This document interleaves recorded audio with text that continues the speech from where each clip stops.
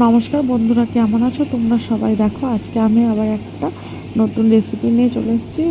রেসিপিটা হচ্ছে নিরামিষ রান্না, সোয়াবিন আলু পটলের একটা রেসিপি। তো দেখো আমি পটলগুলো ভালোভাবে একটু ভেজে নেব প্রথমে।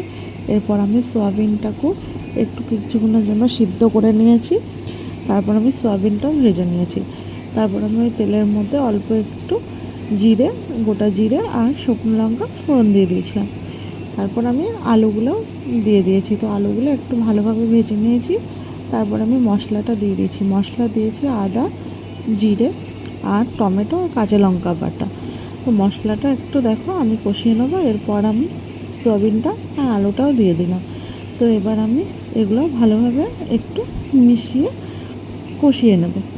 তো এইভাবে নিরামিষের দিন কী রান্না করবো ভেবে পাই না। তখন এরকম একটা রান্না যদি তোমরাও করো তো দেখবে নিরামিষের দিনও ভালো লাগবে খেতে।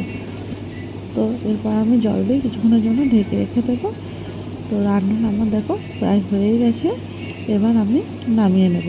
তো ভিডিওটা যদি কারো ভালো লাগে অবশ্যই একটা লাইক করবে, কমেন্ট করবে আর সকলকে জানাই ধন্যবাদ।